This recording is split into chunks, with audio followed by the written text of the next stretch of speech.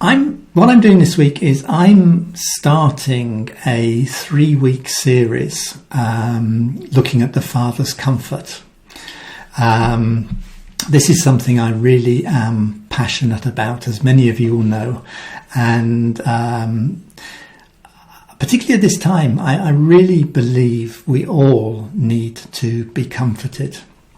And this is something I talk about a lot in conferences or in schools. And I really wanted to just spend 3 weeks doing this series, looking at the Father's comfort. I've done holding this hand, I've done a booklet. I've written a booklet on the Father's comfort again, which is available on Amazon, either Kindle format or paper format. And it's really this booklet that I'm going to be working through over the next 3 weeks. And so, you might want to have a look at that. But I really feel this is something important for us. And I wanted to take 3 weeks to look at it in detail. But I want to encourage you to, even as I'm talking, is to just open your heart and allow the Father to comfort you. This week we're going to be looking at blessed are those who mourn. Next week we'll be looking at the Father of all comfort, and the week after that we'll be looking at how a comforted heart can come home. And each week the video and the audio will be on my website, probably by mid-Thursday morning. But I'm also going to be putting this series on YouTube as well, because I really believe it's very, very important. And something that the Father wants to say to all of us in this season. So join me for these 3 weeks, and just let the Father comfort you even as I'm speaking. There'll be a time at the end when we just have some music on and just an opportunity to receive a bit more. Over the next couple of weeks, when I got Barry back, we'll be praying and just ministering the Father's comfort at the end of the session. So come back and join us. Tell your friends about it. Point them to the website. Point them to YouTube. It'll take a little bit longer for me to get it on YouTube, but it will be there, because I really believe this is something that's very, very important. So part 1, the Father's comfort. Blessed are those who mourn. Comfort is actually mentioned over 100 times in the Bible. It's not a topic, because a topic kind of implies that's something we have to understand or we have to grasp it with our mind. Comfort is not a topic. Comfort is an experience. It's a powerful emotion that brings healing to the deepest wounds in our heart. Because it's mentioned over 100 times in the Bible, I think this is really important. But yet this is something we just don't talk about. It's something we don't allow ourselves to receive. As I travel around, I ask people how many times they've heard someone speak on comfort. And normally people say never, or very, very rarely. I was in Uganda over the summer with Trevor, and I asked that question, how many of you have heard anyone ever speak on comfort? And one lady put up her hand and said, me. And she said, I heard you speak on a webcast about it. But, it's very sad that people haven't heard about comfort. People haven't allowed themselves to receive comfort. It's something we don't talk about, but it's something that is incredibly big on God's heart. It's something that is really, really important for us. And please don't think of this as an intellectual topic or an intellectual exercise. This is something that touches the depths of our heart. And that's why I say, even as I'm talking, even as I'm going through this material, I know that the Father can come to you wherever you're at, right in this moment, and he can comfort your heart with his comforting love. And so I just want to encourage you to open your heart, whether you're sitting in your living room or sitting whatever you're doing at the moment. Just open your heart and say, Father, here I am, here's my heart. Will you comfort me? Because that's what he wants to do for all of us. Before we get into some of the biblical references to comfort, let's look at what the dictionary says, because I think this is a really helpful definition. The dictionary says, comfort brings relief from pain, distress or affliction. Comfort satisfies and strengthens within. Comfort provides a sense of well-being and of quiet enjoyment. And I believe all of those things are what our heart really longs for. Our heart longs for that relief from the pain that we carry around. It longs for relief from that distress and affliction that we've suffered. We long to be satisfied and strengthened within. Our heart craves that sense of quiet enjoyment, that sense of well-being. And that's what comfort does. That's what the Father's comforting love does. It brings us to a place where we can truly say, it is well with my soul. Where there's that sense of it's okay. Because all of the pain, all of the distress has been dealt with. See, comfort calms us, it restores us. And as we'll see in a couple of weeks' time, comfort brings us to a place of contentment. See, I really believe that not many people are truly content. We try to fill a hole with all sorts of things. We think that possessions or busyness or work or activity will make us content. And those things might be okay in themselves, but they don't truly satisfy. They don't truly deal with the pain and discomfort that so often we carry around. It's only the Father's love that brings us to that place of contentment, that place of peace. Perhaps another word we could use is comfortable. We all like to be comfortable, whether it's in our home or with our friends or in church. We want to feel safe. We want to feel secure. We want to know that we belong. You see, that's what comfortable is. It's that sense of belonging, a sense of well-being where we can really begin to relax and let the internal walls of our heart come down. This is something we all need. And it's something our hearts are crying out for. And it really is a sad reflection of the orphan-hearted ways that we've lived in, that we haven't talked about it, that we haven't allowed ourselves to receive it, that we haven't allowed other people to receive it. You see, sadly, I think the church, rather than being a comforting people, has been so focused on busyness and activity that what we've done is we've put to one side the affairs of the heart. And I want to bring the affairs of the heart central in these 3 sessions so that we really can become a comforted people. See, this is something we continually need to receive, so that eventually we can live out of an overflow of comfort, not playing catch up all the time or being comforted for things that happened in the past, but receiving comfort so that we've got the comfort we need before the difficult circumstances arise, or we've got the comfort we need in order to minister and give that comfort to other people.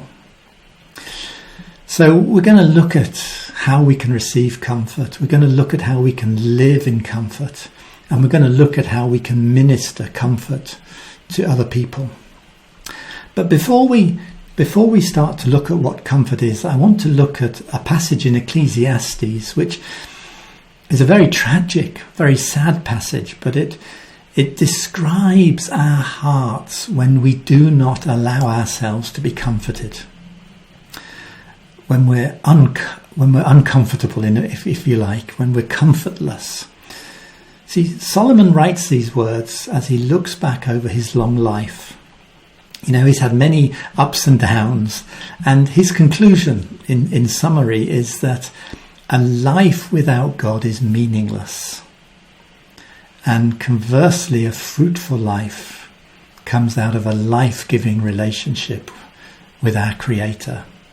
And at the end of his life, he writes these words because he's seen what it's like for people to live without comfort.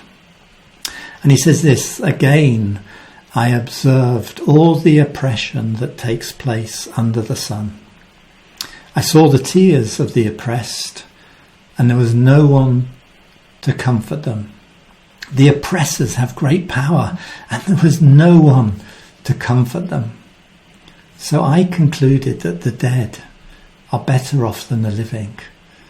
But most fortunate of all are those who are not yet born, for they've not seen all the evil that is done under the sun. See, Solomon sees people who've not been comforted. And what's more, there's no one who is able to comfort them.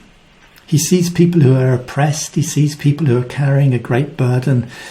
He describes this as being overwhelming and too difficult to bear.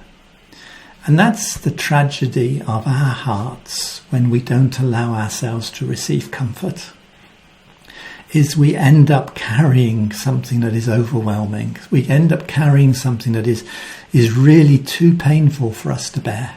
And Solomon's conclusion is tragic. It's stark. He says we're better off dead than living without comfort. You know, that's such a bold, powerful statement that we should really take to heart, because it shows us the importance of receiving and living in comfort. See, Solomon, he knows how important comfort is, and his conclusion doesn't stop there. He says, you know, those who have died have experienced a comfortless life. They never knew what it was to be satisfied inside. But he says, actually, it's better off not to be born at all than to live without comfort. That's such a tragedy, because it means we end up living in a state of brokenness and despair. And our hearts are yearning, they're longing for something that we can't get hold of. They're longing for something, but yet we're never satisfied. And instead of living in love, we end up living in despair. And that leads us to hopelessness. When we are not comforted, we carry all the trauma with us that has accumulated in our heart. And sometimes we're not even aware that we're carrying it. We're just aware of a heaviness inside of us. And that is just the accumulation of trauma over many, many years. You know, we don't like to be without comfort. And so we seek other things to fill the void. You know, maybe they relieve the pain for a season. You know, relationships, work, busyness, shopping, food. You know, all of these things, they're not bad in themselves, but when we take hold of them as to be the source of our comfort, they're really just like a medicine. You know, they work for a few hours or a few days or a few weeks, and then the effect wears off and we come back for more. You know, but the only thing that satisfies us permanently is the unconditional, comforting love of our Father. Jesus is very concerned that we shouldn't live without comfort. In John 14, he promises another comforter who will be with us forever. And this comforter is the Holy Spirit, who lives in our heart and constantly reminds us that we're not orphans, but we're sons and daughters of the Father. This Comforter is the one who pours the Father's love into our heart and gives us the spirit of sonship that enables us to cry, Abba, Father. I want to look a little bit at trauma, because trauma is something we all experience, and we all experience it differently. What may be traumatic for one person probably won't be traumatic for other people. But trauma happens in daily life. Someone can say something to us that hurts us, or wounds us. That creates trauma in our life. We can be sick, we can be in pain. That's traumatic. We carry that trauma in our heart. We can be abandoned or rejected, and that's trauma. These things affect our hearts deeply. And with all of these things, whether we're in shock or in pain or sick or wounded, or even going through the ultimate trauma of losing someone we love, whenever we're experiencing this trauma, what we need is comfort. And what I've seen, and I think this is really important for us to understand, is we when we've experienced trauma, we're left feeling emotionally empty. And although we're emotionally empty, what we're doing though is we're carrying the weight of that trauma around in our hearts. And it might have been there for so many years that we kind of forget what it is, but we're just aware of a heaviness that we're carrying. And that's what the Father wants to set us free from. That's what the Father wants to pour his comforting love in to our hearts, so that trauma is dealt with. You see, trauma is like a heavy weight that settles in our heart, and comfort is poured down the inside of our heart, and it goes underneath that heavy weight, and it begins to lift the trauma up. And I've seen, and I really believe that this is true, that we need to receive more comfort than the trauma that we've experienced. Because if we only receive a little bit of comfort, then that trauma is floating on comfort, but it's still there. We feel a little bit better, we've been comforted, but the trauma is still in our heart.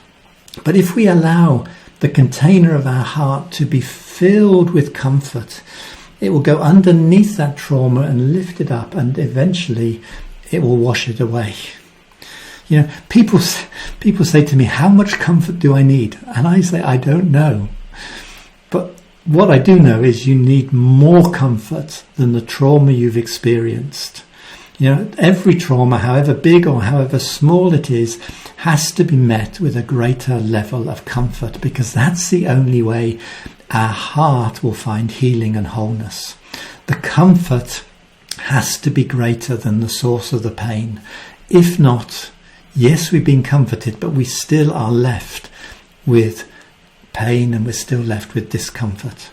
And so my encouragement to you is, for whatever trauma the Father's putting his finger on at this moment, is to say, Father, will you give me more comfort than the trauma I've experienced? Will you give me a greater measure of comfort than the pain I've experienced, so that all of the pain, all of the trauma is washed away?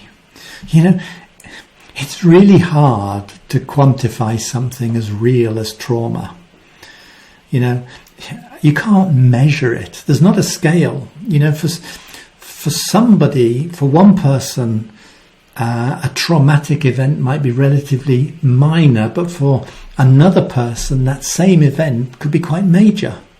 And each person needs a different measure of comfort to deal with the trauma that they've experienced. So this is not something you can put on a scale. This is not something you can measure. This is not something that's quantifiable. This is an experience of love that will transform our hearts and bring relief to the trauma that we've experienced. The only encouragement I can give you is to go on receiving comfort until you know that the trauma no longer has a hold on you. And instead of the pain and instead of the distress, instead of the heavy weight, you will begin to feel in your heart comfortable. And that's when you know the trauma has been dealt with. You know, it's not easy to face trauma, particularly trauma that's been immensely painful. The good news is you don't have to deal with this trauma on your own. You know, it's the Father who deals with the trauma. It's the Father, by pouring his comforting love into your heart. He is the one that deals with the trauma. All we have to do, and this is painful enough, all we have to do is come to him and say, Father, here's my heart. Here's my heart. You know the trauma I've experienced. You know the pain I'm carrying. Here's my heart, Father. Will you pour your comforting love into my heart? And I encourage you to let that process go on for as long as it needs to go on. Sometimes we're comforted in an instant. Sometimes we're comforted over a period of time. That's my experience. I mean, many of you know that my father died when I was young, and 20 years ago, the pain of that was dealt with in my heart. It was dealt with in about 20 minutes, and I knew that it had gone. I knew the trauma had been dealt with. You know, a few years ago, I sat with another issue, which in one sense didn't seem as major as losing my dad. But I sat with that issue for 2 or 3 years, allowing the Father to comfort me. You see, it's not easy, but I encourage you to bring your heart and say, Father, here's my heart. And sit in that place, allowing yourself to be comforted until you know that until you know that the trauma is gone. You know, he knows the points of pain in your heart, and he longs to comfort you.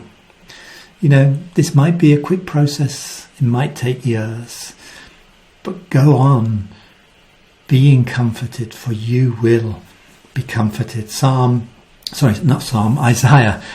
chapter 40 verses 1 and 2. Isaiah writes this, Comfort, comfort my people, says your God. Speak tenderly to Jerusalem, proclaim to her that her hard service has been completed, that her sin has been paid for, that she has received from the Lord's hand double from all of her sin. See, it's the Father's heart to comfort his people. And when Isaiah says, comfort, comfort, when he repeats that word, what he's really saying is, may you be greatly comforted. See, our Father wants to comfort us in all of our troubles. And the comfort we receive from the Father is tender, it's gentle, and it's full of compassion. But this comfort that we receive, it transforms our broken hearts. Isaiah again in chapter 51, he writes this, Isaiah 51 verse 3, the Lord comforts Zion. He comforts all her waste places. He makes her wilderness like Eden, her desert like the garden of the Lord. Joy and gladness will be found in her, thanksgiving and the voice of song. See that? The desert, wilderness place of our heart is transformed into a beautiful garden. And instead of sadness and sorrow, there is joy and gladness. That's what the Father wants to do. And if you know that you're carrying trauma around in your heart, I just want to encourage you to bring that to the Father and say, here's my heart. Will you transform the barren wilderness, the broken places, into a beautiful garden? I believe he's doing that for some people right now. You know, even as you just read those verses and you've got an open heart to him, he's doing that for you. He's pouring his comforting love. He's pouring his transforming love in order to bring beauty out of the desert. Our heart will be transformed. We will become free. If we don't face the trauma that we've experienced, we end up burying it. We bury it in our heart. Very often we hope that it goes away, but it doesn't. The only solution for the problem of trauma is comfort. And my encouragement is that if you've buried something in your heart, don't leave it there, but bring it to the Father and say, Father, will you deal with the pain of this trauma? Will you wash it away? Will you allow it to float on your comforting love and be washed away so that my heart might be free? In our country, in the United Kingdom, over the last couple of weeks, our Queen has died. And this has been a season of great sadness and mourning for many, many people in our country. It was quite a shock to us, I think. And it's just been incredible to watch the outpouring of grief, but also the way she's been honoured and respected and loved by so many, many people. But I was just reflecting on this the other day. You know, it's almost, of course, not many people know the Queen. Very, very few people knew her personally, but we all feel we knew her. And you know, this is the first time in my lifetime I've experienced a season of national mourning. And I read something that the Archbishop of Canterbury said the other day, and I just want to share that with us today, because I feel this could be where many people are at, is whenever we have, this is what he said, whenever we have a season of collective grief, it very often brings our own personal trauma to the surface again. And that may be what's been happening for some of you.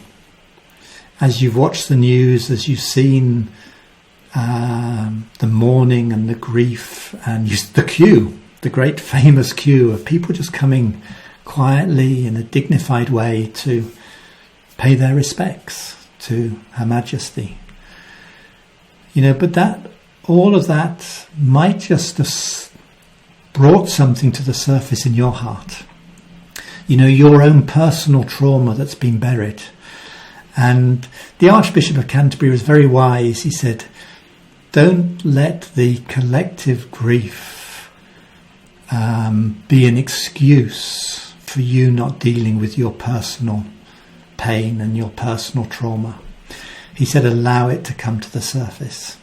And, you know, if that's what you've been feeling over the last couple of weeks, that your own personal trauma, your own personal pain has come to the surface again, just let the Father pour his comfort into your heart. Allow yourself to mourn.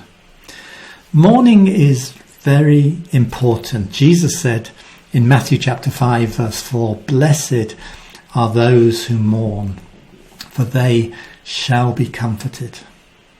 You see, we can lose our job, we can lose our possessions, we can lose our home, we can lose our income, our friends, our pets, our church, even the painful loss of a loved one. There's going to be times of loss for all of us. You know, loss often comes unannounced.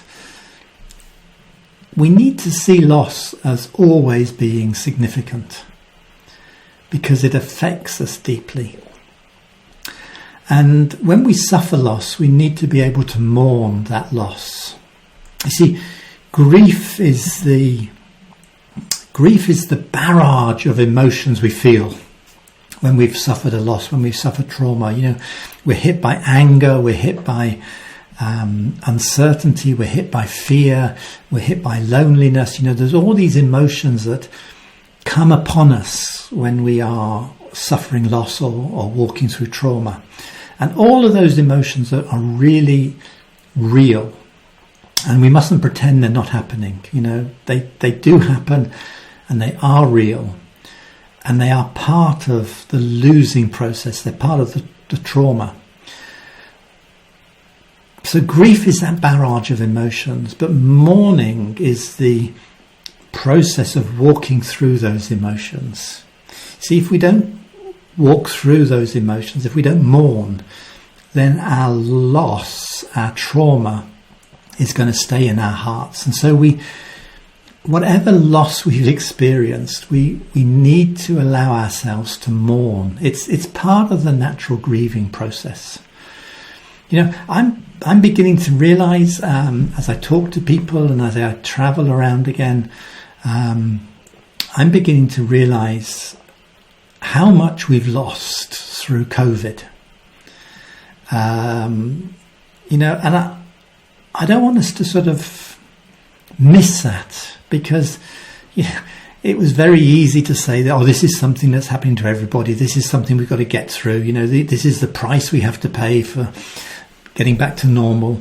But actually, in that whole process, we've all suffered loss. I was working in the first year of lockdown, and the office had a very, very different environment to the previous 29 years.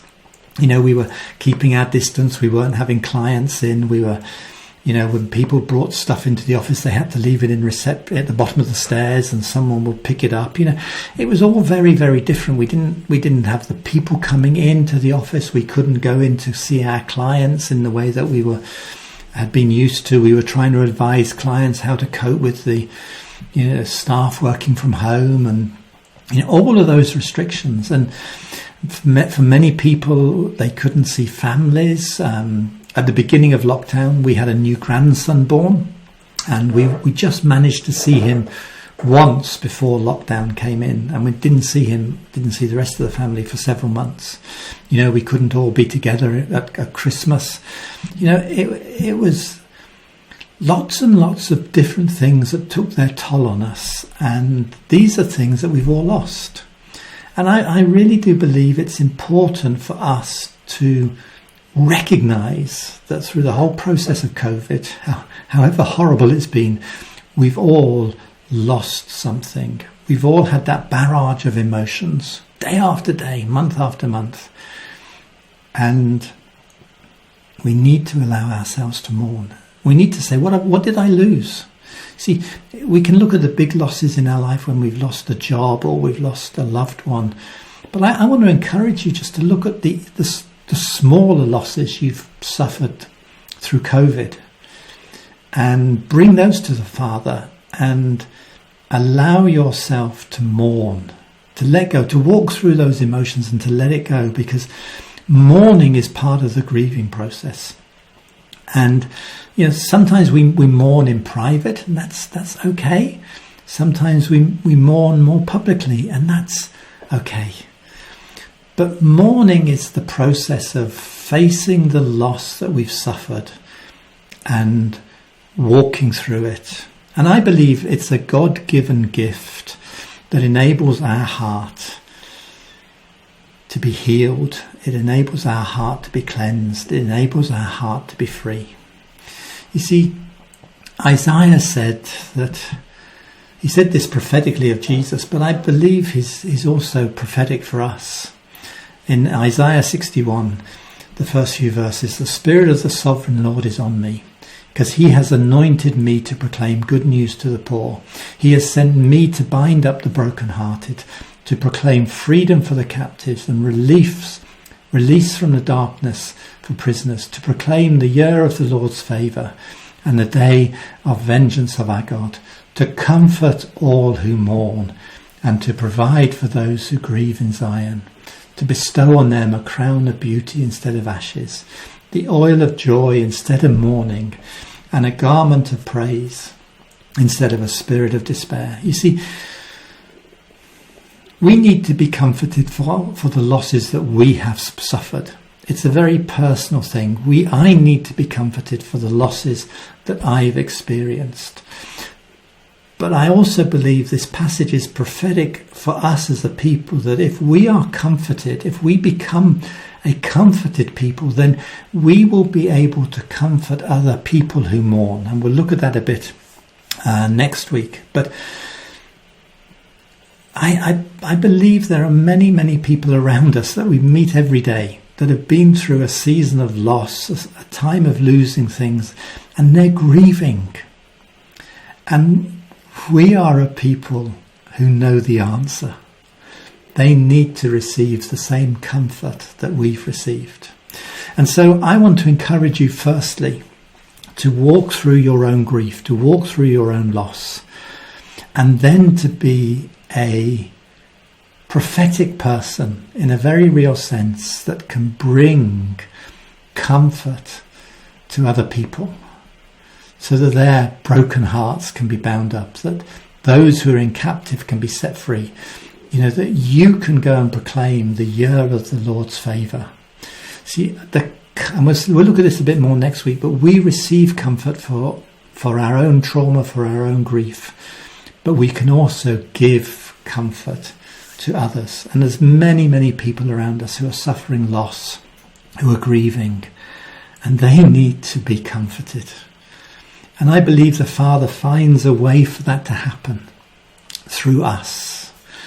And so, yes, we mourn, but we can help other people who mourn. Yes, we grieve, but we can help other people go through their grief. Mourning allows us to release what we've lost and be renewed. I love the way the Message puts it. That beatitude that we looked at a few moments ago, Matthew, blessed are those who mourn, for they shall be comforted. The Message says, you're blessed when you feel you've lost what is most dear to you. Only then can you be embraced by the one who is most dear to you. See, when we mourn, we allow ourselves to be embraced by the Father and held in perfect love. It's like, in Isaiah 40 verse 11, it says that God comforts us like a shepherd. He holds us close to his heart like a shepherd carries a lamb. And when we are mourning, when we're going through grief, when we're going through loss, when we're going through the pain of all of that, the safest place for us to be is to be held in the everlasting arms of the Father, to be embraced in his arms of love. That way we're comforted, we're nurtured. We receive that tender mothering love that we so desperately need. Isaiah 66 verse 13, as a mother comforts her child, so will I comfort you. See, that's what the Father wants to do. He wants to take us in his arms, hold us in that close, intimate embrace, and pour his comforting love into our hearts. See, as we become sensitive to our own heart, as we begin to discern the losses that we've experienced, we can allow ourselves to mourn. But also we can begin to be more sensitive to other people's hearts. And we can bring to them the same comforting love that we've received. To do that, we have to recognise that their loss is important to them. Maybe it wouldn't affect us significantly, but it's affected them significantly. And one of the things we've not been very good at is being sensitive to other people's losses. Because it wouldn't bother us, it wouldn't be a big thing for us, but for them it's huge. And we've not been sensitive, because we haven't been comforted ourselves. And the more we are comforted, the more we will be able to give other people time and space to grieve their loss and to be able to receive the Father's comfort. We all mourn in different ways. It can take different lengths of time, but mourning is an important and necessary part of coming to terms with the loss we've experienced. And it's only as we mourn, only as we grieve, that our heart can be healed and restored. I want to pause there for this week, and we'll carry on next week looking at the Father of all comfort.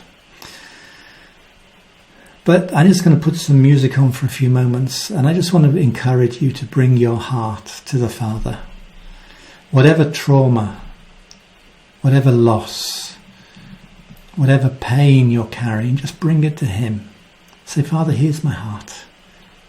Let his comfort, his comforting love go down underneath that weight of trauma. Let it begin to lift it up and float away. Those of you who have suffered loss, those of you who are living with loss, yes, there's going to be a barrage of emotions, but allow yourselves to mourn. Allow yourselves to walk through that loss. Allow yourself to be held in the everlasting arms of your Father, in the comfort of his embrace. So as a mother comforts her child, so will I comfort you, and you will be comforted over Jerusalem. Just take a moment to be in his presence and let his love be poured into our hearts.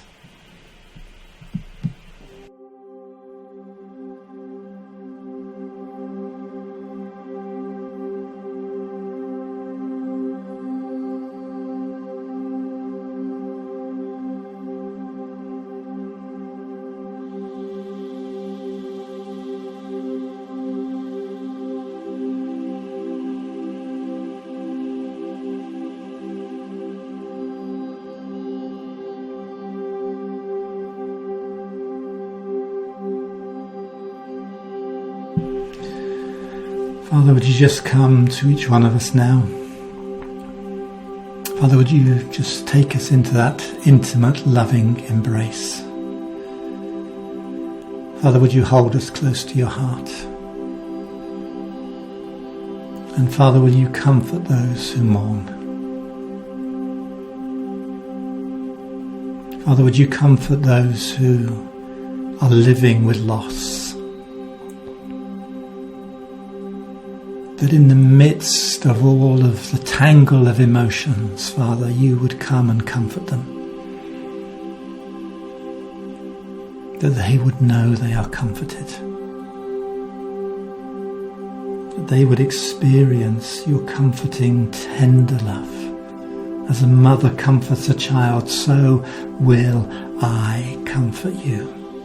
And you will be comforted over Jerusalem. Father, for those of us where that loss is very real, let your comforting love flow into our hearts.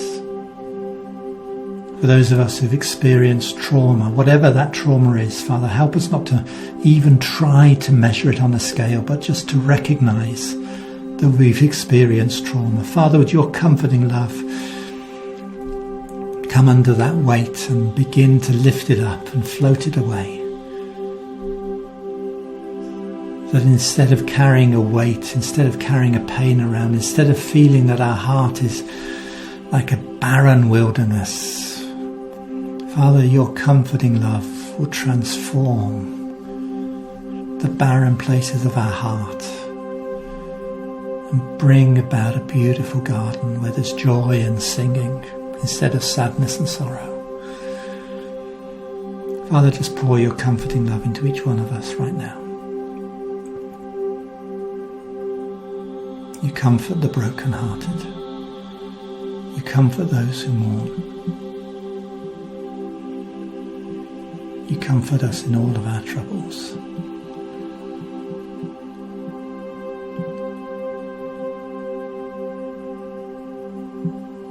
Father, help us to be sensitive to our own heart. Help us to be sensitive to the needs of our heart. Help us to be sensitive to the pain that we've buried, that you want to bring to the surface, not to expose it, but to deal with it and to set us free.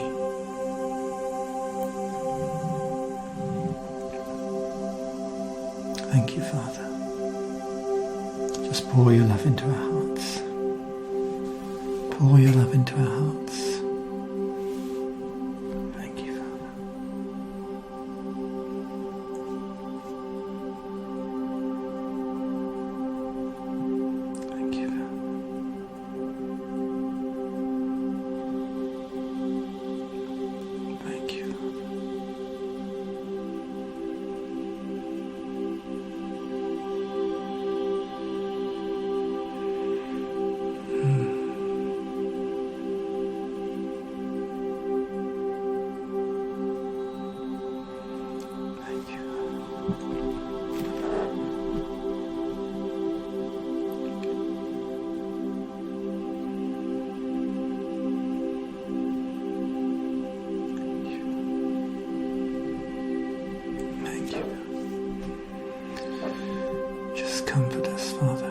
comfort us with your love.